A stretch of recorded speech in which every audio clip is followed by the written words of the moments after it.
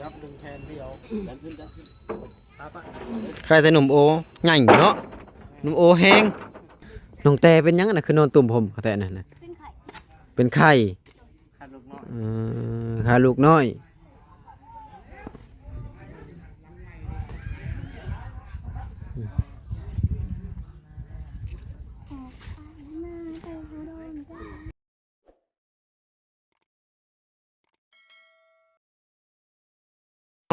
น้องตุกจะอุ้มลูกไปใช้น่ะเมื่อไรบ่บาทนี่สิเมื่อไรบ่น่ะฮะอุ้มลูกสิเมื่อแล้วบาทนี่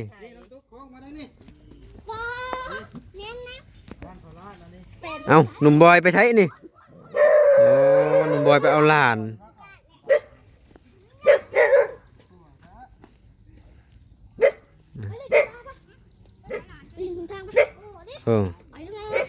โอ้ไปหับเอาหลานเอาทางน้ำสร้างเลยใช่ปะอันนี้นะโอ้ไปหากระเห็นได้นี่นะโอ้มีน้ำบาดาลเรียบร้อยเท่าเทืองบาดนี่คอยหากระเห็นได้นี่นะเอ้าเอวดูฮัมยั่วมึงดูโอ้คักมีน้ำอาบแล้วบ่นี่เนาะโอ้คนทางขึ้นมาได้นี่นะมันนี่ไอ้คือบ่เห็นใช่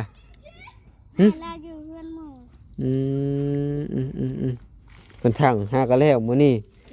น้ำบาดาลของเสาเทืองเพิ่นเนาะพอดีว่าเฮาค้าเวียกค้างานแล้วพี่น้องเอ้ยก็เลยว่าบ่ได้มาฮะก็นี่แหละไทยให้ไทยหน้าแล้วอะไรว่าง่ายก็ได้เอ้าบ้านหนุ่มบอยมาวันนี้คือว่าได้ขี้ดินกองใหญ่แท้บาทนี่ป้าโธ่สบายดีหนุ่มบอยป้าคอยบ่ได้มา2 มื้อได้ดินกองบักใหญ่ไปคนมาได้ใช้นี่น่ะโอ้กองเท่าไหร่นี่350,000เพิ่นมาส่งเฮาบ่ได้นี่สั่งปุ๊บมาปรับช่างปุ่มมาปรับเลยเจ้าก็เลยว่าจะคนเท่านี้ให้มันเต็มแสดงว่ารถหนึ่งนี่เต็มฮอดผู้เล่นเนาะคันใดเฮือนผู้เล่นเนาะคิดว่าได้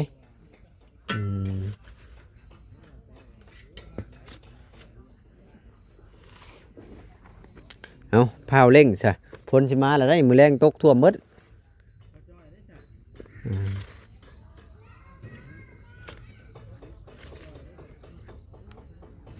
ลุยหนุ่มบอลลุยเอ้าน้องแต่คือว่ามีลูกแล้วมาบัดนี้คือว่านอนกล่อมลูกแล้วบัดนี้พี่น้องโอ้หนุ่มบอยนี่จวดจ้าดอีหลีนี่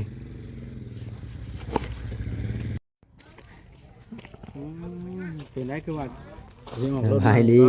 บ่เห็นเจ้ามีรถใหม่ก็เลยอยากได้คือกันนะเห็นไปเบิ่งรถสิดอกก็เลยอยากได้อะไรก็เลยไปเบิ่งคนบ่มีเงินสิไปจะเบิ่งได้บ่ครับว่าเบิ่งเก็บมาเป็นเขาเอิ้นว่าจังได๋วะเก็บมาเป็นแรงบันดาลใจประมาณนั้นนะเก่งหรือเปล่าแอนนี่เนาะคันถึกเลขโอ้ยไปเอาอีหลีเดี๋ยวค่อยก็คือกันคันถึกเลขเอาอีหลีมีแต่คันแพงอีหลีได้แพงแล้วรถ700,000 800,000ล้านปลายทุอึ้งเลยพอสามัคคีกันดีแท้หนุ่มบอยกับน้องสาวนี่ทุแบบนี้เขาจะว่าคนสามัคคีกันนักธุรกิจบ่นี่นะจะว่าเราสวนนี่ได้เท่าไรเราสวนรถนึงรถเท่าไรน่ะ50รถ50โอ้ยย่าใส่ช้อนเองรถ50นี่เอาไปสวนบ่ได้เอาสั่นแหละค่อยก็บ่ช้อนคือกันแล้วสั่นก็สวนบ่ได้3,500น้องแต่เป็นยังน่ะคือนอนตุ่มผมเขาแต่นั่นน่ะเป็นไข่ขาลูกน้อย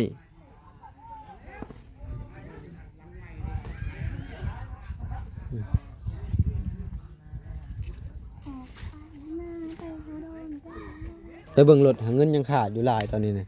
ขาด 700,000 ขาด700,000 700,000 ธรรมดาอยู่ กาเส้นหนึงเลย ขาด700,000ตอนนี้นะ เส้นบาท ก็จะไปทอกเพิ่นแต่5,000 บาทหั้นนะเพิ่นเอาบ่เอาได้เพิ่นว่าเหยียบอะไรนี่เหยียบขี้ตม ใส่ คือว่าทางไว้แท้น้ำช่างนะ อ้าวเพิ่น หา ข้าง โมง อืม ข้างแต่เช้าเนาะมาแต่เช้าก็แล้วเลยเนาะ ก็เลยพลาดเนาะบ่เห็นช้ำ เช้าสิเห็นเสียงดังบ่ดัง หนังบ่ รถไถเด้ดังบ่มบ่มบ่มบ่ม บ่ได้แม่นนะรถมือนั้นเอาบ่ได้แม่นรถมาทางอันนี้เนี่ย แม่นแหละ อ่านเอ้ยก็รถคันเดียวกันให้แล้ว นั่นแล้วมันดังบ่มบ่มบ่มบ่ม โอ้ ตุจริงๆน้องตุก ใส่ กระทอกว่างมันโกนนี่แหละดินชะแล้วก็จบแล้วกระทอกให้มันโน่นมันก็เบิด ทอขยังนี่เนาะ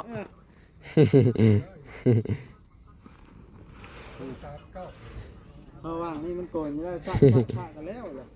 หรือว่าเจะของให้ประตูมันชูงบ่อืม เป็นน้องอีกแล้วเนาะน้องใช่แล้วคนน้องนี่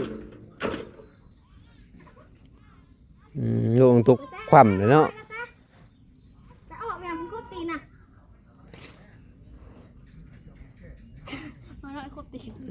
มันนอนครบตีนอ้าว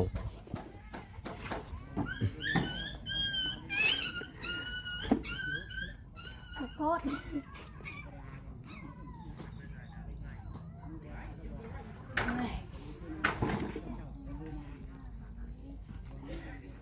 ถ่ายกระเจี๊ยบคือเธอเลยเจี๊ยบไป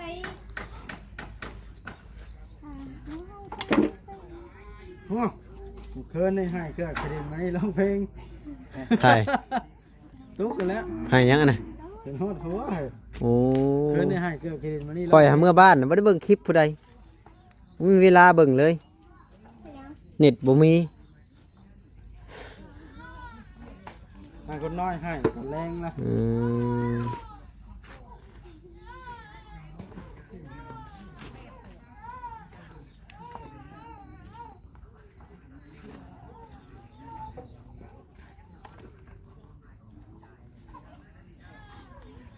เฮ้ยแต่ก่อนใหญ่ก็เลยชวนหนัก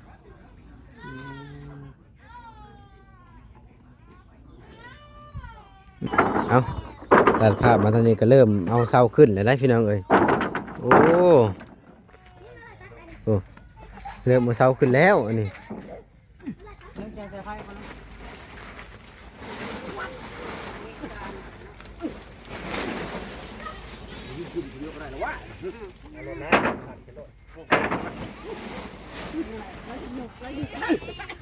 เอาเลยสียัดขึ้นไอ้ลีนะนี่นะโอ้ทุแห้งไอ้ลีสั่งอันนี้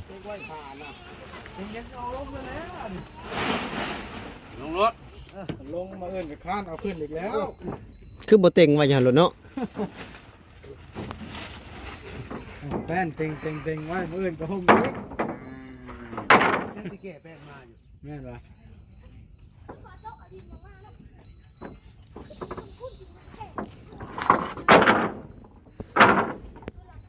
เอาเยอะ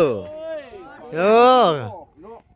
คนเอาไว้เด็กไว้พอด เออ พอตายย้อนชัดแต่บ่ เครียดกันยังดีเนาะ มองหุบอยู่ที่เนาะ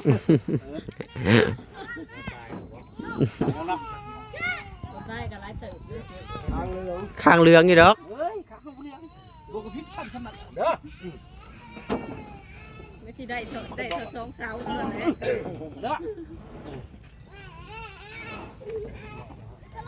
เสียวขึ้นเบิดนี่บ่นี่นะ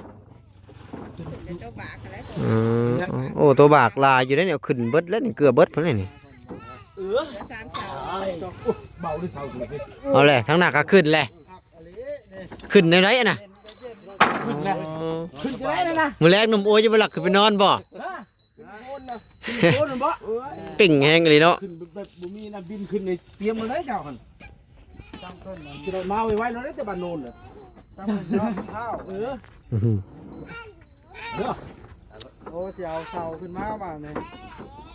แล้วเอาซอเศร้าไว้โยกก็ได้เลยเลย เอกเศร้าโทษเศร้าบ่ ว่านี้ได้เลย อืม เดี๋ยวจะเอาลูกเคนพุ่นมายกว่า เหลือ3เสา ขาดแห้งเลยดีเลยเอาเปลี่ยนไปดึงขึ้นแล้วเอาทำขึ้นเลยคอยเพื่อนเฮ็ดร่างกายเลยเนาะ บักใหญ่เนาะ เอาไปยอมอยู่แล้ว ตรงกับไม้บักใหญ่คางกับ2คางขนาดโอ้ยซ้ำสิยอด เอามาพี่แล้วมาย อดมึงรู้บ่อืมบ่ติงเลยคางขนาดตรงใหญ่หนึง ขอไปเลยเสาดิพยานเราคนละจังหวะขอบทางไหนขอบทางไหนขอบทางนี้แหละเอาไหมตรงลงจับเนาะเป็นสร้างมาหลายปีเติบแล้วนี่โบลูดแล้วหา เอาหลังจากที่เพิ่นยกเสาขึ้นก็ได้4-5เสาตอนนี้เพิ่นก็เริ่มทำการสี่เมื่อไร6แล้วบ่โอ้ว่าพิษซะเนาะ เอาทีนี้แต่ว่ามื้ออื่นเพิ่นก็จะทาสีก่อนเนาะที่แรกๆเพิ่นว่าสิยกก่อนก็เลยว่าทาสีก่อนนี่แหละเดี๋ยวขึ้นไปเบิ่งทางบนก่อนขึ้นทางไหนดีบาทนี่บ่ขึ้นดอกแม่นมันขึ้นยากเนาะมีแต่สิส่องเบิ่งก็ได้บืนขึ้นนี่กับปัตโต โอ้หักกะลีเนาะเพียงจิตเลย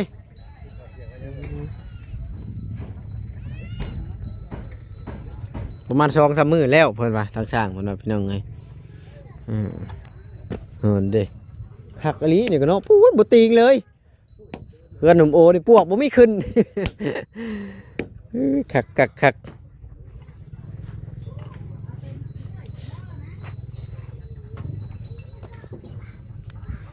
เดี๋ยวกลับไปหาหนุ่มบอยอีกก่อนเอามาหาหนุ่มบอยต่อพี่น้องเอ้ยหาหนุ่มบอยต่อบาทนี่หนุ่มบอยจริงๆเฮ็ดให้มันแล้วจริงๆ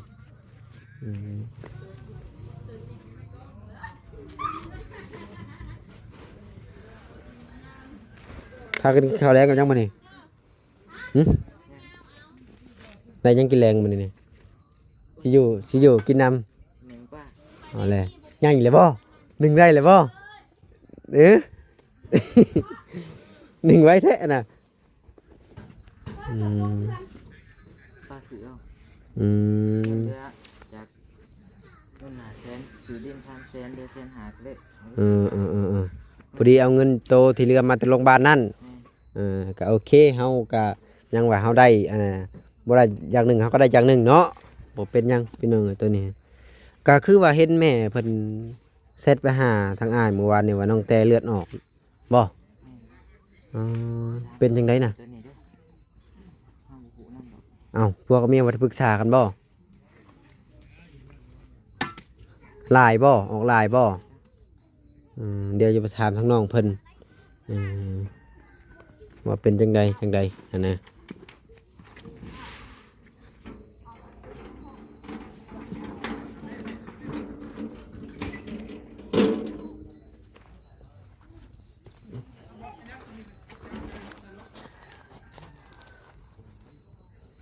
บ่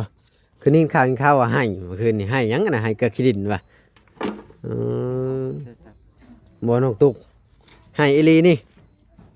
เก็บไว้ความหลังเนาะ ความลับอีกเห็นว่าอ้ายบ่มาก็บ่อยากบอกเนาะจากมือแล้วอ้ายบ่ได้มา ทิศนึงเลย ถามใช้มือเลยโอ้ไปทุกทิพย์ทุกเดช ออกรถใหญ่เนาะ หากบ่ได้มา2 มื้อ สาม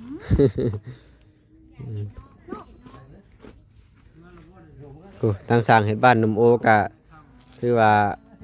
คนเครื่องคนคองกลับเป็นที่เรียบร้อยแล้วบาดนี้โอ้พาเมื่อเนาะ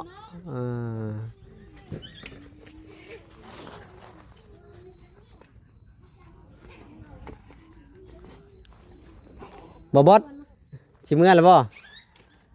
สิยืมนี่นะชายฉากนี่นะมาอีตุบจะแหละ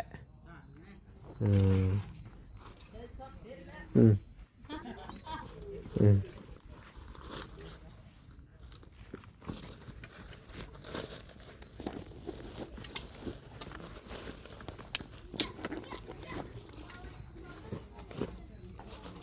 เอาลุยแหละโอ้แข็งนะ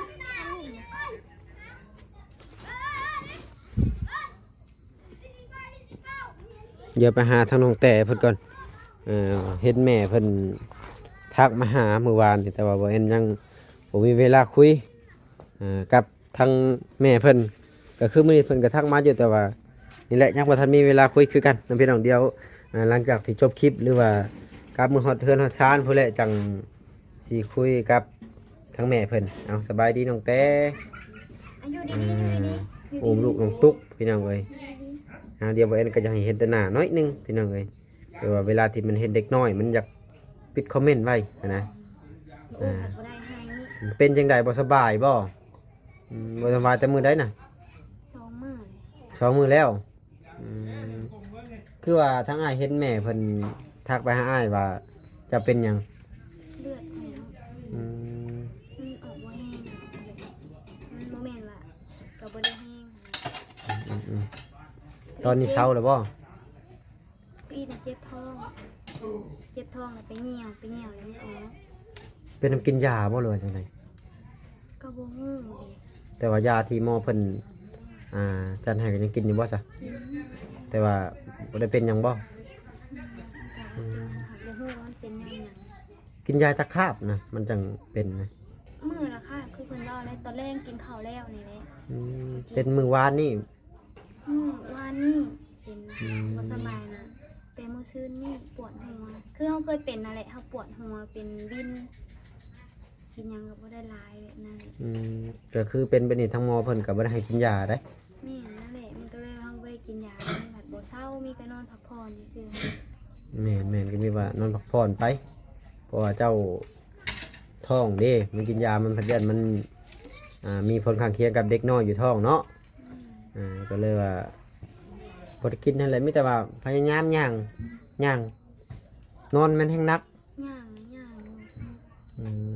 ย่างหลายมันผัดหน่วงท้องบัดนี้ อืม นอนไว้อุ้มนะเฮ้ย คือว่าทั้งแม่เพิ่นสิให้เฮ็ดชามโนบ่ แม่ คือเฮ็ดชามโนสิเอาแต่เจ้าเองบ่หรือว่าพอจ่อยสรุปแล้วนะ ยังบ่ฮู้มีก็ให้ครูบ้านไปเล่นให้เบิ่งก่อน ได้ว่ากับพ่อบ้านแล้วบ่ ได้รู้แล้วเพิ่นว่าสิไปเล่นให้ก่อน ก็เห็นแม่เพิ่นทักมาอยู่แต่ว่ายังบ่ได้มีเวลาคุยกับเพิ่นอยากเวียกอยากงานตัวเองนั่นแหละ ไปตีเขาย้อม อยากเฮ็ดให้เฮ็ดนากับอีกอย่างเมื่อบ้านให้มันพัดบ่มีสัญญาณก็เลยว่าโอ้เมื่อกี้นี่มันก็ทักมาอยู่แต่ว่ายังบ่ได้คุยกับเพิ่นถ้าเพิ่นเฮ็ดให้น่ะแพงเติบเนาะ เพราะว่าเฮาต้องได้เล่นใหม่ต้องได้ไปแจ้งใบแจ้งเกิดใหม่ พี่น้องแต่บ่มีใบแจ้งเกิดเป็นคนตกหล่นถ้าเป็นหม่องไม้ก็สุกแล้วก็หล่นตกปุกมาบ่มีขวัญจับแล้ว อยู่ดีบ่ยัน เฮาถ้าว่าได้ก็โอเคนะเวลาที่เฮาไปคลอดลูกบ่เพิ่นก็ถามหาสามโนเฮาคือเก่าถ้าว่าเข้าน้ำพอจอยได้ก็โอเคคือสามโนอยู่น้ำพอจอยบ่หรืออยู่น้ำน้องโอเดี๋ยวนี้นะ น้ำเพิ่นบ่รู้ว่าเพิ่นเอาไว้น้ำเบาลาวพอเพิ่นเฮ็ดบัตรเพิ่นยังบ่แล้ว แต่ว่าพอจอยแล้วอาจจะบ่ได้ถือไปดอก ยัง เพราะว่าเราอยู่บ้านเมียแล้วเด้ เราอยู่บ้านนนสันตอนนี้ แล้วยังบ่ได้เมื่อบ่ยังไปเฮ็ดเวียกอยู่แล้วกลับมาพักผ่อนอยู่พี่ เพิ่นนอนพู นอนพุ่นเลย นอนเฮือนไปน่ะ นอนเรือนเสี่ยวเพิ่น พายุเรามีเสี่ยวดีกินข้าวอยู่น้ำเพิ่นพร้อมติ เขาไปกินคือเอาข้าวน้ำลูกให้แลไป แต่ว่าพักผ่อนอยู่หั่นเราก็มีแต่ว่าถ้าว่าเป็นจังไดก็เดี๋ยวอ้ายก็สิมาคุยกับเจ้ามื้ออื่นเดี๋ยวสิคุยกับแม่เพิ่นว่าเพิ่นสิว่าจังไดก็มีแต่ว่าให้ทั้งน้องเพิ่นพักผ่อนก่อนเบิ่งน้องตุ๊กกับน้องบอยคนอันนี้อีกก่อนพี่น้องเอ้ย เออดุอหลี จ้างเขาบอก บ่แล้วคนจะเฮือนตัวเองเนาะ จ้างง่ายไหมรถ50สิคนให้คันบ่ได้รถ50นี่บ่คนเนาะน้องบอยคันน้องบอยจ้างบ่แอนนี่รถจะแสนบ่ได้แต่คนแพงกว่าน้องตุ๊กจ้างอีกบาดนี้ แสนสห ค่าตัวแพงได้คนหากะมาเนาะ ลองเบิ่งดูน่ะ อืม ลองเบิ่งดู ลองหยังน่ะ ลองมาส่วนหนึ่ง บ่มีคนจับกล้องให้ ดีเลยลืมครับ โอ้เพิ่นบ่ยืมได้หน่อยค่าก็ตะกล้องเพิ่นฮักเฮ็ดได้ได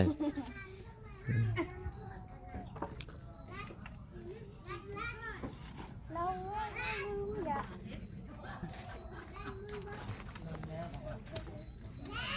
โอ้ดังแท้ เตียงแล้วบอกได้ดังอยู่แล้ว มาใช้อะไรบ่บอสน่ะ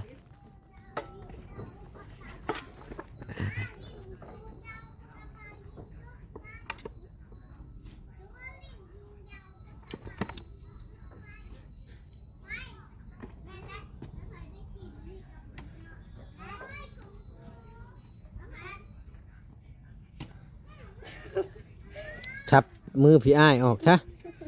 สิเหลือจักนิ้วบ่นี่ เหลือ7บ่ตอนนี้เหลือ8บ่ชับออกเป็นเหลือ7บัดนี้เอ้ายังคักบัดนี้อันเด้ชับตีนให้คักพิการทั้งผัวทั้งเมียบัดนี้โอ้ย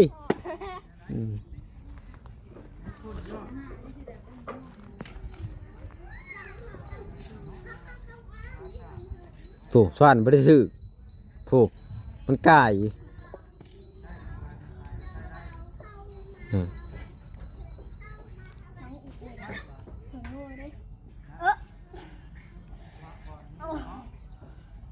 เอาออกแล้วมันดีนี่